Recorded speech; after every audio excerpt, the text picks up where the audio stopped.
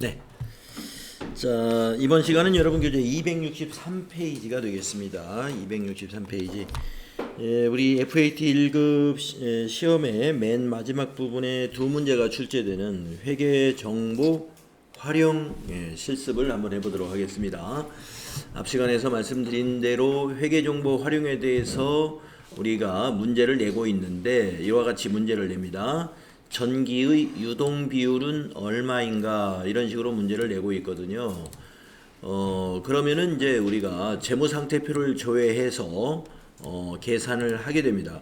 그런데 이제 우리 지금 여기 수행과제에서는 유동 비율의 계산 공식을 보여주지 않고 있습니다만 실제 시험에서는 유동 비율의 계산 공식은 이렇게 된다라고 이 공식을 알려줍니다. 문제에다 넣어주니까 유동 비율 공식을 우리가 미리 암기한다든가 그럴 필요는 없습니다만은 여러분들이 알아두시면 좋은 상식이 될 것이다 라고 말씀을 드렸죠. 자, 그러면 우리가 전기분의 유동 비율을 계산하기 위해서 재무상태표를 꺼내 가지고요, 이 재무상태표 더존 프로그램에 있는 계산기를 가지고 한번 계산을 오늘 해보도록 하겠습니다. 여러분들이 평소에 쓰시는 이 손계산기를 이용하면 편할 거예요. 평소에 쓰시던 걸로 계산하는 것을 추천드리는데, 미처 만약에 이 계산기를 준비를 할 수가 없었다 하면은 요 프로그램을 한번 숙달하셔가지고 쓰시면 괜찮을 것 같습니다. 자, 그러면 자, 프로그램 실행하셨죠? 422번 3일 패션으로 로그인 하셔가지고 재무상태표를 실행합니다. 전기분이라고 그래서 여기에 그 기초정보에 있는 전기분 재무상태표를 열 필요는 없습니다. 여기 오른쪽에 결산 박스에 있는 재무상태표를 실행하시면 됩니다. 그래서 12월로 이렇게 작성을 하시게 되면은 전기와 단기가 이렇게 나란히 있습니다. 그 다음에 또 하나 말씀드리면은 여러분이 이제 그 화면을 이렇게 줄여서 시험 보실 때는 줄여서 쓰시단 말이에요. 요 옆으로 줄이게 되면 알아서 이렇게 여기 과목, 계정 과목란이 요만큼 이렇게 줄어듭니다. 화면이 줄어들면 알아서 줄어들고 있어요. 그런데 전체 화면으로 이렇게 볼 때는 계정 과목이 지나치게 넓죠. 이게 늘어났기 때문에 그러는데 전체 화면으로 보면서도 요 계정 과목의 폭을 좀 좁히는 방법은 여러분들 요즘에 엑셀 배우고 계실 텐데 엑셀의 열 번호와 열 번호의 경계선, 이 경계선을 우리가 더블 클릭하게 되면 어떻게 되죠? 이 열의 너비에 자동으로 맞춰지죠. 이 문자 너비에 엑셀에 그런 기능이 있잖아요. 마찬가지입니다. 이 과목이라는 열과 금액이라는 열의 이 경계선을 더블 클릭하게 되면은요, 이와 같이 과목의 너비에 맞게끔, 문자 너비에 맞게끔 딱 축소가 돼요. 그래서 화면 전체 화면으로 볼 때도 우리가 이렇게 좀 뭐라 그럴까요? 여기 항목을 좀 퍼져 있게 되면은 단기 매매증권을 내가 보는지 이게 멀리 떨어져 있으면 잘 구분이 안 갈 수가 있죠. 그래서 이렇게 좀 정리해 놓고 보시는 거 말씀드리고, 하지만 이렇게 화면을 이렇게 축소해 놓고 보게 되면은 이렇게 오른쪽으로 밀어 놓고 보면 알아서 줄어드니까 작게 볼 때는 그럴 필요 없습니다. 화면을 전체로 봤을 때 이 기능을 이용하시면 좋겠다. 자, 그러면 저는 여러분에게 이제 설명드리려고 화면을 이렇게 해 놨고요. 우리가 유동 비율을 계산하라고 그랬어요. 우리가 전기니까 꼭 어디에서 계산해야 됩니까? 이 데이터를 가지고 계산해야 됩니다. 단기에서 계산하시면 안 된다는 것이죠. 자, 유동 비율은 전기의 유동 자산을 유동 부채로 나누어서 곱하기 100을 한 것이 유동 비율입니다. 그러면 같이 한번 계산을 해보겠습니다. 자, 전기분의 유동 자산, 그 셀을 마우스로 클릭하시고 마우스 오른쪽 버튼을 눌러보세요. 그러면 바로가기 메뉴 4개가 나오잖아요. 거기에 네 번째 있는 메뉴가 계산기라는 메뉴예요. 이거 클릭을 해보시면은 이러한 계산기 창이 나옵니다. 자, 맨 첫 줄에 숫자를 입력해야 되거든요. 그래서 마우스로 맨 첫 번째 금액란을 마우스로 클릭하시고 여기에다가 유동자산의 이 121370000을 여기에 집어넣어야 되거든요. 어떻게 집어넣느냐? 여기를 클릭하신 다음에 여기 왼쪽에 있는 세 번째 탭에 보시면은 현재 금액 추가라는 탭이 있죠. 여기를 클릭해 주는 거예요. 네, 그러면 첫 번째 셀에 아까 우리가 클릭한 유동자산이 자동으로 입력이 돼요. 121370000 이렇게 입력이 됐을 거예요. 그렇죠? 자, 그러면 두 번째 줄과 세 번째 줄, 요거 빈 줄이 많으면 필요 없으니까요. 요 줄을 한번 지워 보겠습니다. 지울 때는 왼쪽에 보시면 라인 삭제라는 단축 있죠. 라인 삭제를 클릭해 보세요. 네, 그러면 빈 줄 하나 지워집니다. 자, 두 번째 줄에 요 연산자를 바꿔야 되거든요. 요 C가 뭐냐면은 연산자라는 뜻입니다. 더하기로 되어 있는데 이걸 나누기로 바꿔야 분모를 입력하죠. 나누기로 바꿔야. 그래서 이 연산자를 나누기로 바꾸려면은 여기 부호 선택이라고 있어요. 이 부호 선택의 네 번째 F, 요게 나누기죠. 우리가 슬롯이라고 부르잖아요. 요게 나누기입니다. 이걸 마우스로 클릭하면 나누기 연산자로 바뀝니다. 그러면 이제 이 자리에 뭘 넣어야 돼요? 유동 부채를 넣어야 되죠. 자, 그러면 아래로 스크롤 하면은 여기에서 유동부채로 내려갈 수가 있죠. 여기가 유동부채죠. 네. 자, 이 자리 숫자로 9466200입니다. 여기를 클릭하신 다음에 여기 현재 금액 추가를 또 클릭합니다. 네, 그러면 여기 9666200 유동부채가 두 번째 라인에 입력이 됐습니다. 그 다음에 여기 세 번째 줄의 연산자는 곱하기를 넣어서 100을 입력해야죠. 네, 그래서 세 번째 줄에 연산자를 바꾸기 위해서 지금 세 번째 줄에 셀이 있어요. 여기 왼쪽에 부호 선택해 보면 곱하기가 D예요. D. 예, 여기 곱하기. 우리가 저거 뭐라고 부르나요? 별 표시라고 그러죠. 이 곱하기 연산자입니다. 여러분 엑셀 쓰실 때 엑셀에서도 함수나 일반 수식 입력할 때 더하기, 빼기, 곱하기, 나누기 이 연산자 쓰고 있죠. 똑같습니다. 똑같습니다. 자, 그래서 곱하기 연산자 클릭하시고 100을 입력해요. 자, 그리고 엔터 치면은 밑에 결과값이 나오게 되겠습니다.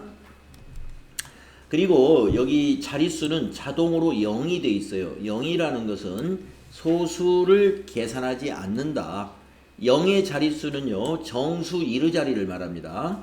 여러분들 엑셀 지금 공부하고 계시는데 라운드 이런 함수, 라운드업, 라운드 다운 이런 함수 배우셨나요? 네, 요즘 함수 공부하세요? 네. 라운드업, 라운드 다운, 라운드, 반올림, 올림, 버림 함수잖아요. 이런 함수 공부할 때 자릿수 지정하죠. 예, 앞에 인수 넣고 콤마 0 하면 1의 자리, 마이너스 1 하면 10의 자리, 마이너스 2 하면 100의 자리, 1 하면 소수 첫째 자리, 2 하면 소수 둘째 자리 그러잖아요. 네, 여러분들 엑셀에서 배우는 함수 같은 것을 잘 익혀두시면요, 엑셀의 그 함수의 그 구조라든가 그거의 사용법이 다른 프로그램의 프로그래밍하고 거의 비슷해요. 예, 여러분들 우리 어린 학생들이 이제 학교에서 컴퓨터 교육하면은 이제 코딩 공부하잖아요. 코딩 공부. 그 코딩의 일부가 바로 엑셀의 함수입니다. 엑셀의 함수의 구성이 바로 코딩의 일부예요. 짧은 코딩을 하는 거예요. 한 줄짜리 코딩. 예, 그러니까 우리가 프로그래밍이다 이렇게 보는 거죠. 그래서 엑셀에서 함수를 공부한다 그러면 프로그래밍의 기초를 공부하고 있다. 예, 그래서 그것을 길게 작성하면 하나의 프로그래밍이 된다 이런 얘기죠. 자, 그러면은 자, 여기서도 자릿수 0 하면은 소수를 버린 소수 이하를 계산하지 않은 겁니다. 만약에 자릿수 1 하면 소수 첫째 자리까지, 자릿수 2 하면 소수 둘째 자리 이렇게 되겠습니다. 자, 표기 방법 버림으로 돼 있죠. 네, 시험에서는 항상 소수를 버려라 이렇게 문제를 내고 있어요. 네, 그래서 여러분이 보기에서 128을 찾으면 됩니다. 시험에서는 이 정보 분석 문제는요, 단답형으로 문제를 안 내지 않고 사지선다형으로 문제를 내요. 보기 1, 2, 3, 4 중에서 128을 찾아서 마우스를 클릭하면 되죠. 자, 이렇게 구하는 것입니다. 그래서 우리는 지금 이 문제에서는 자, 이거 이제 계산기는 종료해서 닫으시고요. 여기 이제 단답형이니까 128이라고 답을 입력하시면 되겠죠? 128. 네, 밑에 풀이에 128% 나왔잖아요. 물론 단위는 128%입니다. 그런데 여러분이 이제 시험을 보실 때는요, 이 단위는 입력하지 않아요. 이것만 입력을 해야 돼요. 단위, 요거는 이제 저 객관식이기 때문에 그 입력을 직접 하는 단답형이 아니니까 이거는 이제 마우스로 128이 있는 번호를 클릭해 주면 되겠네요. 단답형 문제에서도 그렇습니다. 만약에 발행 주짓수가 몇 주냐 그러면 만 이렇게 숫자만 입력하는 거죠. 주, 퍼센트 이런 단위는 여러분이 입력을 하는 게 아니고 옆에 주어진 값이니까 이건 그대로 두거나 이거 없어도 이건 무시하는 거예요. 숫자만 입력하라. 나중에 이제 여러분 그 기출문제에서 유의사항 나오니까 그때 또 설명드리겠습니다. 그래서 답은 128%를 여러분이 보기에서 찾는다. 자, 이번에는 수행 2번도 한번 해볼까요? 당기의, 이번에는 당기에서 문제를 냈네요. 당기의 매출 총이익률은 얼마인가? 손익계산서에서 조회해가지고 계산하라. 자, 손익계산서 한번 작성해 보세요. 자, 손익계산서 12월로 작성을 하시고요. 전체 화면으로 보았을 때 이렇게 계정 과목란이 너무 넓으면 이 열과 열 번호 사이를 더블 클릭해가지고 이렇게 좁혀주시고, 당기니까 이번에는 여기에서 계산을 해야 되겠죠. 여기 당기에서. 자, 그러면은 매출 총이익률을 계산하고 그랬습니다. 매출 총이익률은 매출 총이익을 매출액으로 나누어 가지고 매출 총이익이 매출액의 몇 퍼센트냐를 계산하는 게 매출 총이익률입니다. 자, 그러면 당기분의 매출 총이익 이 자리를 마우스로 클릭하시고 마우스 오른쪽 버튼을 누른 다음에 계산기를 딱 클릭해요. 그러면 손익계산서에서는요, 이 마우스 오른쪽 버튼 눌러서 계산기를 선택했을 때 첫 번째 셀에 그 셀의 숫자가 자동으로 입력이 되어 주더라고요. 재무상태표에서는 왜 그게 안 되는지 모르겠어요. 이게 좀 편해요. 그러니까 손익계산서에서 계산하기가. 그래서 이 현재 금액 추가가 필요 없더라고요. 자, 그 다음에 두 번째 줄을 연산자를 나누기로 바꿔야죠. 그래서 부호에서 F에 있는 여기 부호를 선택을 합니다. 그러면 나누기로 바뀌었어요. 그 다음에 매출액을 찾아가야죠. 자, 여러분이 이 계산기 위치를 바꿀 때는요, 계산기에 여기 제목 표시줄 아시죠? 타이틀바 여기를 마우스로 끌어서 이렇게 여러분이 편리한 곳으로 옮길 수 있습니다. 그래서 옮겨놓고 여러분 여기 매출액, 마우스로 매출액을 클릭한 다음에 어떻게 해요? 현재 금액 추가. 그러면 매출액 110-550-000 입력이 되죠. 그리고 나서 세 번째 줄을 곱하기로 바꿔야죠. 연산자를. 그래서 D 여기 마우스로 클릭하시고 100 곱하기 100 입력하고 엔터 칩니다.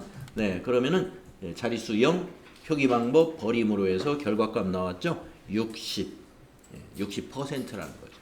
매출 총이익률이 60%다.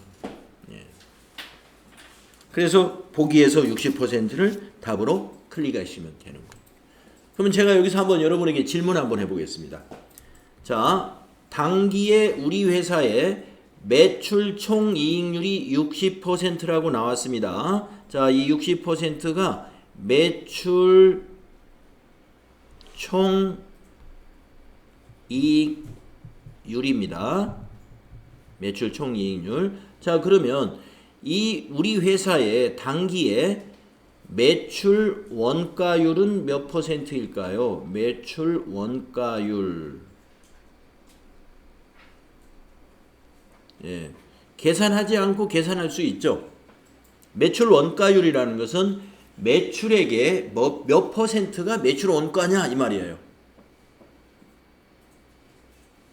자, 매출 총이익률이 60%입니다. 그러면 매출 원가율은요? 매출 원가 나누기 매출 그러니까 몇 퍼센트일까요? 40. 예, 40%죠. 예? 매출 원가율은 40%. 자, 여러분, 매출 총 이익률이 60%입니다. 라고 하면은, 60%가 이익이라는 거잖아요. 매출액에서. 그럼 원가가 40%를 차지한다는 얘기죠. 매출 총 이익률이 60%다. 그러면, 나머지 40%는 뭐예요? 원가죠, 원가. 자, 여러분, 손익계산서의 구조에서 이 매출 총 이익이 어떻게 계산되는 거냐면, 매출액에서 뭘 빼냐면은 여기 있는 매출 원가를 빼줘요. 빼가지고 요 이익을 계산하거든요. 그것이 매출 총 이익이란 말이에요. 그래서 매출 총 이익률이 60%다 라는 정보를 여러분에게 준단 말이에요. 그리고 매출액을 알려줘요. 그러면서 매출 원가는 얼마일까요? 이렇게 만약에 질문하면 여러분 수학 문제 같잖아요. 수학 문제. 수학 문제 같은 질문도 합니다. 그렇게. 예, 여러분이 우리 교재에 있는 그 유형별 연습 문제, 이론 문제 쫙 풀어보시면 이게 회계 문제인지 수학 문제인지 하는 그런 질문도 있어요. 예, 그래서 제가 여러분에게 그런 질문을 해보는 거예요. 예, 데이터를 다 주지 않고 이렇게 계산해서 데이터를 여러분이 알아서 구하도록 이렇게 질문하는 경우 있습니다. 왜 그렇게 질문을 할까요? 출제자들이 이 매출 총 이익이 어떻게 구하는지를 알아야 되기 때문에 그러는 거죠. 매출 총 이익이라는 것은 매출액에서 매출 원가를 차감한 것을 매출 총 이익이라고 해요. 그래서 이익률이 매출 총 이익률이 60%다라고 하면은 매출 원가는 매출액의 40%구나. 네, 우리가 알 수 있다는 거죠. 자, 그래서 답은 60% 답이 되겠습니다. 네, 풀이해 보시면 네, 60% 이렇게 나왔겠죠? 네, 여기는 소수 첫째 자리까지 구했네요. 60.6%. 우리는 소수를 버렸습니다. 그래서 60%라는 답을 구했어요. 시험에서는 소수에 대해서 반드시 지시를 해줍니다.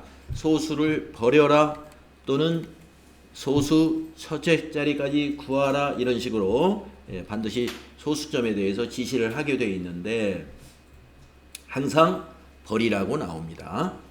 다음 수행 3번을 보겠습니다. 당기의 주당 순이익은 얼마인가 해서 이것도 단기에서 문제를 냈습니다. 근데 우리가 기출문제를 나중에 보시면 알겠지만 단기에서 회계정보 분석 문제를 내지는 않아요. 아직까지 한 번도 내지 않았습니다. 단기에서는. 그 이유는 제가 지난 시간에 말씀드렸죠. 단기에서 이 문제를 내게 되면 앞부분의 문제에서 점표 입력을 누락했거나 잘못 입력한 사람이 이 문제도 그냥 고스란히 틀려요.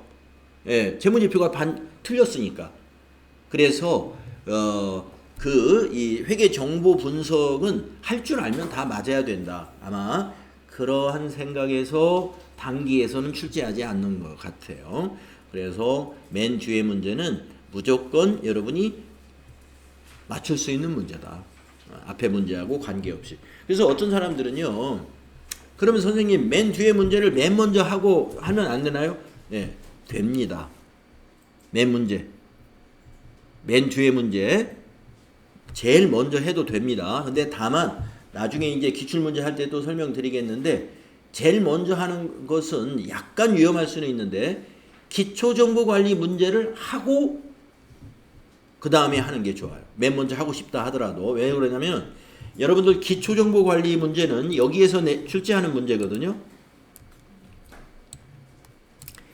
자, 이 범위 내에서 한 가지 내지 두 가지가 나와요. 근데 만약에 다른 게 나오면 상관이 없지만 전기분 손익계산서를 수정하라든가 전기분 재무상태표를 수정하라는 문제가 나왔다면은 그건 수정을 해야 돼요. 그렇죠? 그건 수정을 해야 뒤에 회계정보 분석에서 전기분에 대한 뭐 매출 총 이익률을 구하라든가 전기분의 유동 비율을 구하라든가 할 때 전기분 재무상태표와 전기분 손익계산서가 제대로 돼 있어야 그게 제대로 답이 나오는 거죠. 그래서 기초정보관리 문제까지는 하고, 그리고 여러분이 쉬운 걸 골라서 맨 뒤에 거 하고, 그리고 이제 거래자료 입력 문제를 이렇게 순서를 여러분이 정하는 것도 좋아요. 그러니까 여러분이 이제 나중에 시험 준비하실 때는 뒤에 문제, 이 문제를 출제하는 그 틀이, 즉 뭐라 그럴까요? 흐름이 똑같아요. 매 회차. 그래서 그걸 보시고 아, 내가 확실히 맞출 수 있는 문제, 그걸 먼저 찾아서 하는 거, 그건 좋은 선택입니다. 네, 그건 좋은 선택이다. 네, 그런 것은 이제 여러분이 나중에 뒤에서 기출문제 풀면서 한번 스스로 한번 답을 찾아보시기 바래요. 자, 수행 3번. 당기의 주당 순이익은 얼마냐 이랬습니다. 손익계산서를 조회하라 그랬고요. 발행한 주식 수는 10,000주다라고 알려주었습니다. 그래서 이제 손익계산서에 가서 한번 계산을 해보겠습니다. 자, 아까 손익계산서 열어놨어요. 당기분에 대한 문제잖아요. 자, 주당 순이익 문제가 나오면 반드시 이 기능을 써야 아주 더 빠르게 할 수가 있습니다. 네. 어떤 기능을 쓰냐면 요 기능 모음을 사용하는 거예요. 주당 순이익 문제를 계산하라는 문제가 나오면 뭐 계산기 잡을 필요가 없어요. 계산기 잡는 것보다 더 빠르게 계산하는 게 기능 모음에 보시면은 계산이라는 메뉴 속에 주당 손익, 이게 주당 순이익이에요. 거기를 이용합니다. 마우스로 여기 클릭하십시오. 자, 그러면 뭐가 편하느냐? 우리 손익계산서에서 당기와 전기에 당기 순이익이 여기에 딱 입력이 돼 있어요. 예. 그러니까 미리 이 숫자를 계산기에 입력할 필요가 없다는 점이죠. 그러면 뭐만 여기다 입력하면 되느냐? 발행한 주식수만 여기다 입력해주면 돼요. 당기분에서 문제를 냈으면 여기다 입력하고, 전기분에서 문제를 냈으면 그 옆에 칸에다 입력을 하면 되는 거죠. 자, 이거는 당기분에서 문제를 냈죠? 예, 그러니까 당기분에다가 만이라는 숫자를 넣어주면 됩니다. 그러면 만으로 나누게 돼요. 엔터 하면은 답이 여기 주당 이익이고 여기에 구해지죠. 4745. 그래서 보기에서 4,745원을 답으로 찾으시면 된다. 네, 주당 손익. 요 기능을 쓰셔라. 그래서 여러분이 이 풀이를 보시면 우리가 했던 방법과 똑같이 설명을 하고 있을 겁니다. 자, 이 회계정보의 분석 두 문제 하나당 4점짜리로 실제로 출제를 하고 있습니다. 상당히 쉽게 여러분이 점수를 획득할 수 있는 부분이 된다라는 걸 말씀을 드립니다. 자, 그러면 266페이지에 가서 266페이지에서 이제 출제 예상 평가 문제라는 거 5문제 풀어보시고 우리가 이제 3일 패션을 이제 끝나게 되겠습니다. 3일 패션은 이제 연습이 여기까지 끝내는 것이죠. 자, 1번 문제 볼까요? 총계정 원장을 조회해가지고 24년 중에 보통예금이 가장 많이 감소한 월은 몇 월입니까? 그랬습니다. 네. 그러면 제가 미리 한번 질문을 한번 해볼게요. 총계정 원장에 들어갈 겁니다만은, 자, 총계정 원장에서 보통예금이라는 것을 찾을 거예요. 보통예금이 103번이니까 위에서 세 번째가 103번이겠죠. 101, 102, 103 이렇게 순서대로 나와요. 자, 그러면은 여러분이 이제 총계정 원장에도 이 차변 대변이 있을 거란 말이에요. 차변 대변, 차변 대변이 있을 거란 말이에요. 차변 대변이 있다. 총계정 원장 보통예금에도. 자, 그러면 감소한 것을 보려면은 차변 금액을 봐야 됩니까? 대변 금액을 봐야 됩니까? 그렇죠. 그걸 여러분이 판단할 수 있어야 돼요. 그게 뭐예요? 거래의 8요소를 알기 때문에 그러는 거예요. 보통예금은 자산이란 말이죠. 자산은 대변에서 감소한다. 거래의 8요소에 자산의 감소가 대변 요소잖아요. 그러니까 대변을 볼 줄 알아야 된다 이런 얘기죠. 예. 질문이 이렇게 뭐 감소한 월이 가장 많이 감소한 월은 몇 월이냐 하면은 대변에서 찾아야 된다. 한번 가보겠습니다. 자, 전체 메뉴 가셔가지고 총계정 원장 클릭을 하면 되죠. 그리고 엔터 치면 돼요. 2번. 그러면 처음부터 끝까지 모든 계정 과목이 다 보이고요. 세 번째 103번에 보통예금이 있잖아요. 보통예금에서 대변을 봐야 된다 이거죠. 대변을. 그래서 대변에 있는 숫자를 쭉 보셔서 가장 큰 숫자 답은 2월이 되겠네요. 그래서 답은 1번이다 이겁니다. 그렇죠? 그래서 마우스로 1번을 클릭하시면 이렇게 사지선다형으로 되어 있는 문제는요. 답을 입력하는 방법이 이 번호를 클릭하면 답이 입력이 돼요. 다음에 두 번째 문제 해보겠습니다. 거래처 원장을 조회하는 문제. 12월 말 외상매입금 잔액이 가장 큰 거래처의 코드와 잔액을 기록하시오. 코드는 여기다 기록하시는데 이런 답을 코드로 기록할 때는요. 코드가 앞자리가 만약에 00140이다 라고 하더라도 이 앞자리에 0까지 다 생략하지 않고 다 넣어줘야 돼요. 코드는 원래 그런 거예요. 앞에 0을 생략하고 140 하면은 그건 코드가 아니에요. 숫자지. 그래서 여러분이 뭐 거래처 코드라든가 무슨 계정 과목 코드라든가 이런 것을 질문했어요. 그러면은 앞에 뭐 00 이거 있는 걸 생략하면 안 된다. 코드는 그 자릿수를 꽉 채워줘야 된다 이런 얘기죠. 자, 그러면 거래처 원장에 가가지고요 외상매입금의 잔액을 한번 거래처별로 쭉 보겠습니다. 전체 메뉴 가셔가지고 거래처 원장이라는 장부 여기 있습니다. 클릭하셔가지고 앞에 날짜에서는 그냥 엔터 치세요. 뒤에 날짜만 12월 말로 치면 되는데 그냥 엔터 치면 자동으로 12월 말이 돼요. 그 다음에 외상매입금으로 계정 과목을 지정하겠습니다. 물음표 단추 누르셔가지고요. 외상이라는 단어로 검색을 하면 두 개의 계정 과목, 세 개가 보이네요. 거기에 두 번째 외상매입금 251번 찾을 수 있습니다. 자, 엔터 하시고요. 거래처 분류는 모든 거래처를 봐야 되거든요. 그래서 엔터로 처음부터 끝. 처음부터 끝. 1001번부터 99602까지. 그리고 금액에서도 엔터. 자, 외상매입금 거래처 3개밖에 없습니다. 3개밖에 없고요. 잔액을 질문했기 때문에 그냥 잔액란 여기 보시면 돼요. 잔액란을 여기를 보시면 됩니다. 그래서 가장 큰 잔액 12월 말 우리가 12월 말이라는 걸 어떻게 알 수 있어요? 여기 우리가 기간을 12월 말까지로 넣었잖아요. 그러니까 12월 말인 겁니다.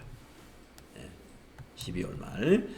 그래서 가장 큰 거는 4,500만 원 잔액이고 거래처 코드는 01002잖아요. 그러면 여러분이 이 코드란이 마우스로 들어가네요. 컨트롤 C 해가지고 코드를 입력하는 그 답을 입력하는 칸이 있을 거 아니에요. 답을 입력하는 칸에다가 컨트롤 V 그 다음에 금액을 입력하는 칸에도 이 잔액을 클릭하고 컨트롤 C 그 다음에 금액을 입력하는 칸에다가 클릭을 한 다음에 컨트롤 V 이런 식으로 답을 입력하시는 거예요.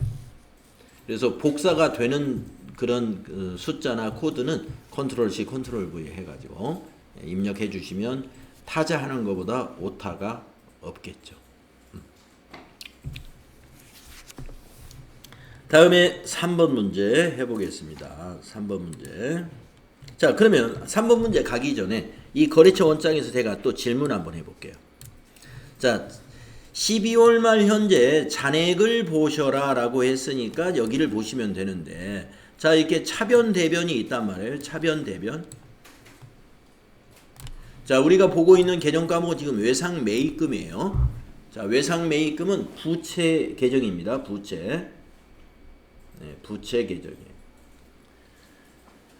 자, 그러면 이 부채 계정에서 만약에 단기 중에 외상 매입금의 상환이 가장 많았던 거래처는 어디인가요? 하면은 어디가 되겠습니까? 외상 매입금의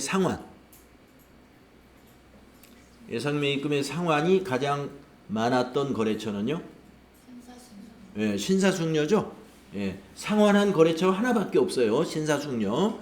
예, 상환이라는 거 뭐예요? 부채를 갚았다는 거죠. 예, 부채를 갚았어요. 그러면 부채가 감소되죠. 예, 부채 감소는 차변이잖아요. 그래서 차변에서 볼 줄 알아야 된다 이거예요. 예, 그래서 부채 계정의 차변은 부채의 감소인데 우리가 물어보기를 시험 문제에서 물어보면 꼭 부채의 감소라고 표현하는 것이 아니라 뭐 외상 매입금을 상환했다 이런 식의 표현을 많이 써요. 예, 상환. 외상 매입금을 상환했다, 갚았다 이거예요. 그는 부채 계정의 차변을 말하는 거예요. 외상 매출금은 상환이 아니고 회수라는 표현을 많이 써요. 외상 매출금을 회수했다. 자, 외상 매출금은 여러분 자산이죠. 그쵸? 자산입니다. 자, 외상 매출금이 발생할 땐 어디에 기록합니까? 외상 매출금 계정 어디에 기록할까요? 외상 매출이 발생했어요. 그러면 차변에 기록하죠. 회수했어요. 대변에 기록합니다. 그래서 우리가 외상 매출금의 회수다 그러면 외상 매출금의 거래처 원장에 대변에 기록된 것이 회수한 거예요. 받은 거. 상환, 회수 이런 용어에 대해서 여러분이 헷갈리시면 안 된다 이거죠. 자, 그러면 이제 3번 문제로 가보겠습니다. 재무상태표를 조회해서 유동자산 중 현금화할 수 있는 당좌자산의 단기 채무를 충당할 수 있는 정도를 나타내는 비율은 당좌 비율이다. 전기분 당좌 비율은 얼마인가? 예, 시험에서 출제하는 스타일이 딱 이 스타일이에요. 예, 회계정보 분석 문제 2문제 출제한다고 제가 말씀을 드렸어요. 계속해서. 근데 그 2문제 유형이 딱 이런 스타일로 돼요. 예, 길게 이렇게 질문을 합니다. 예, 위에 그 지문이 굉장히 길어요. 근데 여기 핵심적인 건 뭐예요? 예, 이거예요, 이거. 전기분의 당좌 비율은 얼마냐? 소수점 이하는 버려서 계산해라. 그리고 공식을 딱 알려준다 이겁니다. 보기 1, 2, 3, 4. 네.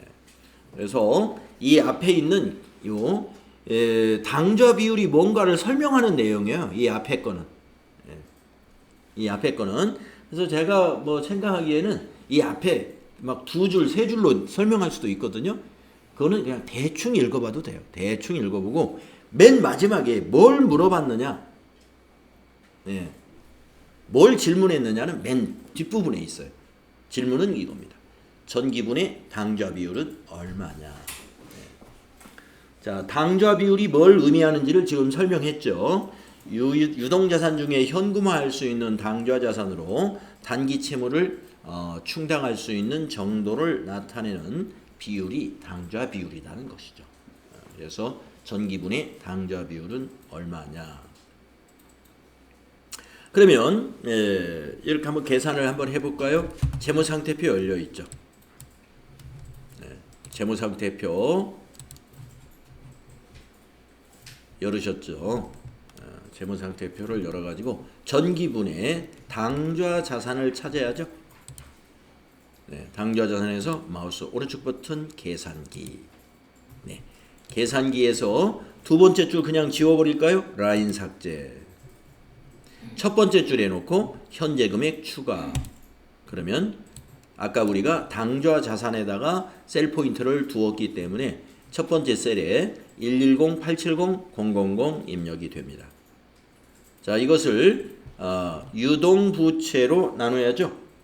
유동부채, 단기부채인 유동부채 여기를 클릭합니다. 그리고 나서 현재금액 추가. 나누기가 안 됐네요. 요 두 번째 셀에 이 C를 나누기로 바꿔야죠. F. 자, 그 다음에 세 번째 줄을 곱하기로 바꿔야죠. 여기 곱하기로. 그리고 100을 입력하죠. 자, 그러면 117이라는 숫자 나오죠. 자, 자릿수 버림으로 했고 표기 방법 버림, 자릿수 0으로 되어 있고 표기 방법 버림으로 되어 있죠. 아마 117 나왔을 겁니다.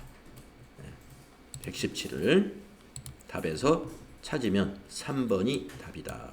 이렇게 3번을 마우스로 클릭하시면 됩니다.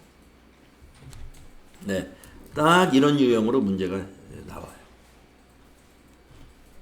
다음에 4번을 보면은요, 재무상태표와 손익계산서를 조회해서 총자산 회전율은 총자산이 1년에 몇 번 회전하는지를 나타내는 비율이다. 전기분 총자산 회전율은 얼마인가? 네, 이렇게 냅니다. 총자산 회전율이 뭘 의미하는지를 설명하고 뭘 구하라 하는 것은 뒷부분에 나오는데 전기분에서 문제를 내고 있죠. 전기분.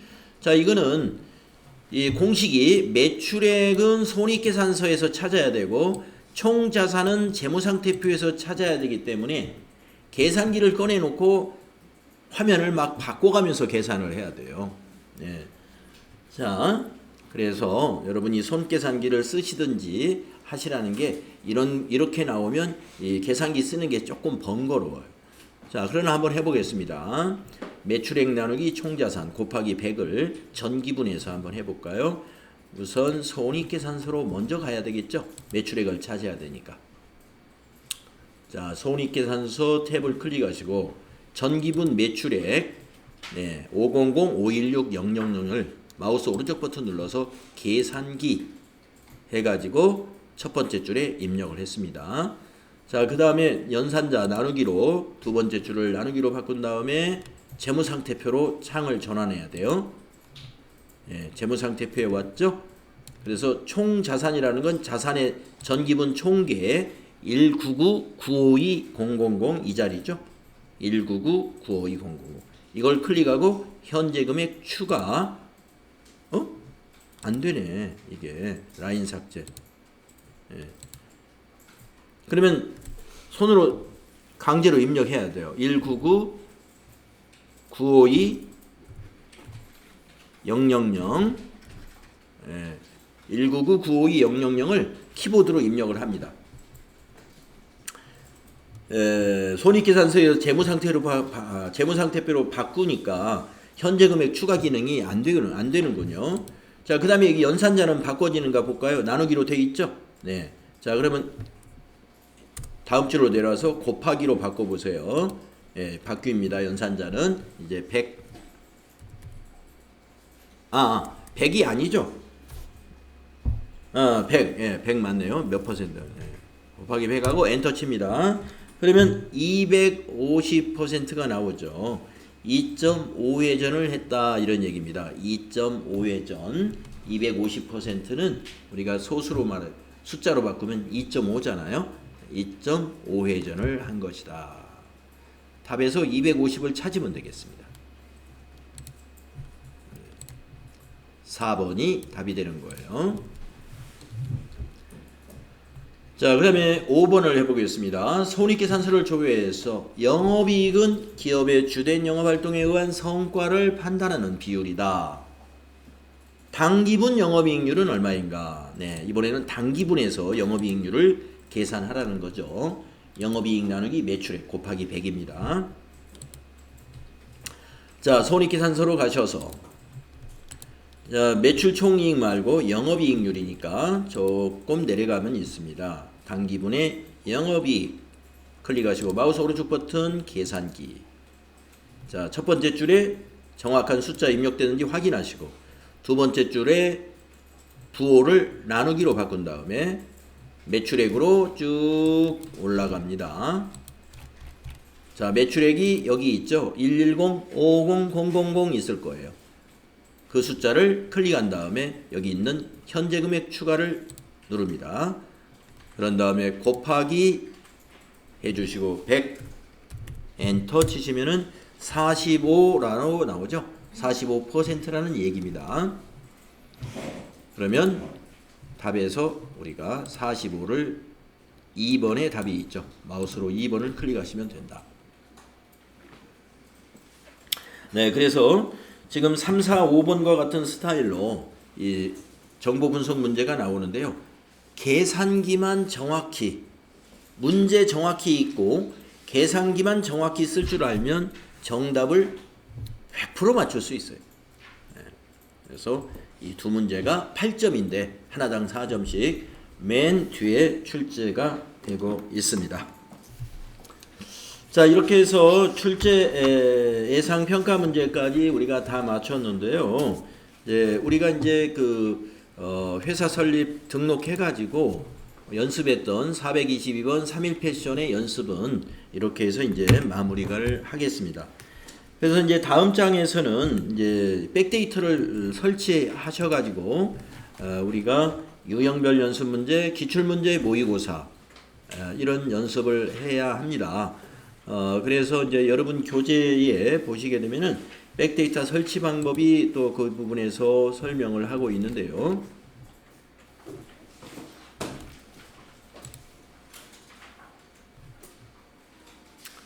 교재를 한번 꺼내 볼까요? 그러니까 제4부가 되겠습니다. 제4부 267쪽이라고 할까요? 267쪽.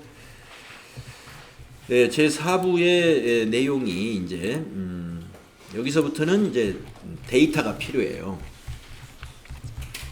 그래서 백데이터 설치는 여러분들의 그 컴퓨터, 집에 있는 컴퓨터에서 네이버에 가셔가지고 3일i.com이라는 검색을 하시면 됩니다. 3일i.com을 검색하시면 이런 주소의 홈페이지로 접속을 할 수가 있어요. 네. 이 3일i.com은 지금 우리가 사용하고 있는 이 교재, 이 수험서 교재를 출판한 회사의 쇼핑몰입니다. 그래서 우리가 거기에 제품몰이라는 메뉴를 클릭한 다음에 왼쪽에서 우리가 메뉴를 찾아야 돼요. 찾는 거 여러분들 같이 해보겠습니다. 자, 그래서 오늘 이제 백데이터를 설치하게 되면은 우리 422번은 지워지고요. 지워지고 또 새로운 회사들이 설치가 되겠습니다. 자, 여러분 컴퓨터에 그 인터넷을 지금 실행하십시오.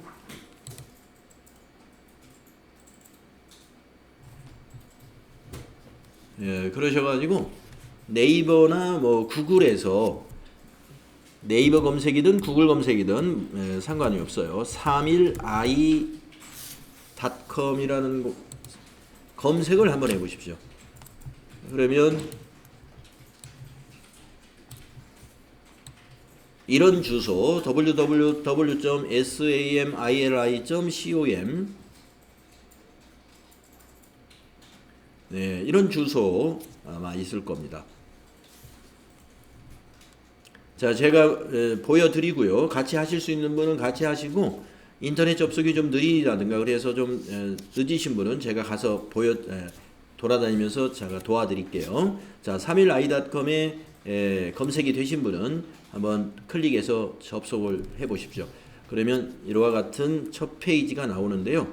거기 상단에 보시게 되면은 제품몰이라고 하는 메뉴가 있어요.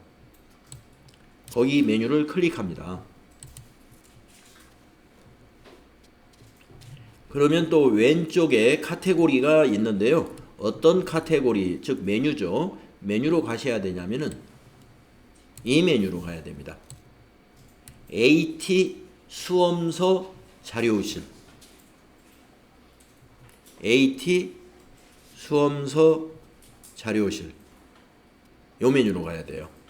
다른 메뉴에 가면 없어요. 자, AT 수험서 자료실을 클릭하신 다음에 여러 가지 제목들이 나올 겁니다. 그 중에서 우리 교재의 제목에 맞는 백데이터를 찾아야 되는데 우리 교재는 2024년도 교재이고요.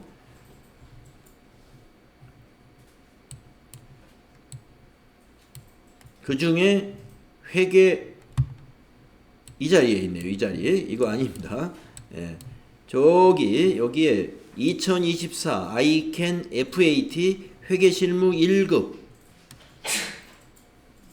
예. 우리가 지금 회계실무 1급이죠.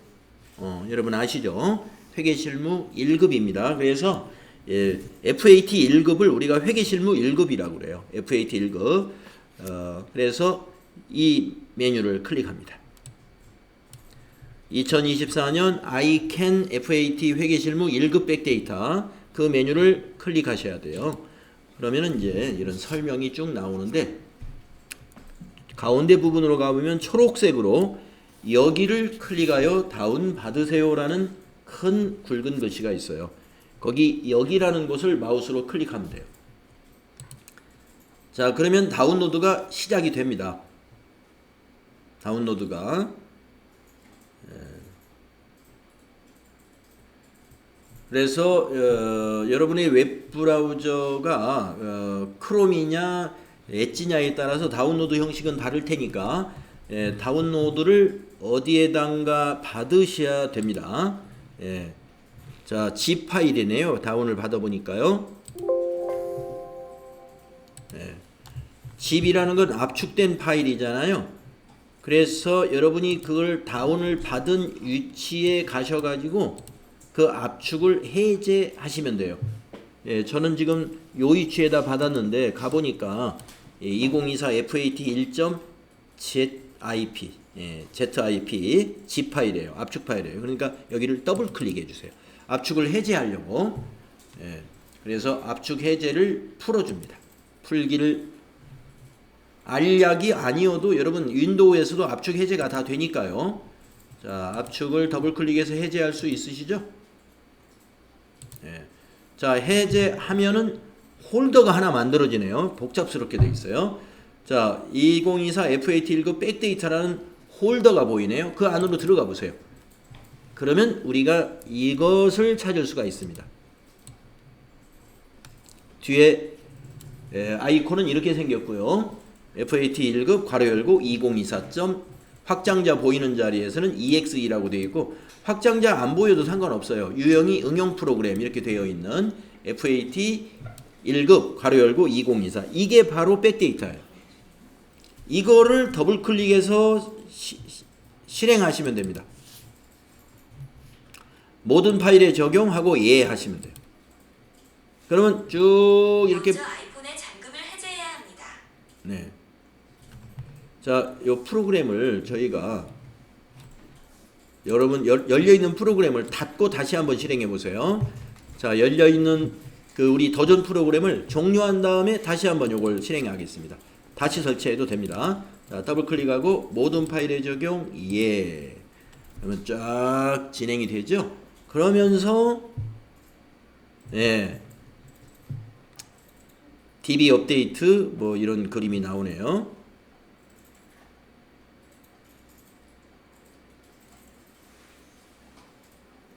네, 이렇게 바뀝니다. 여러분 최신 버전 확인 이렇게 깜빡거리시면 한번 클릭을 해서 최신 버전을 업그레이드 해 주시고요.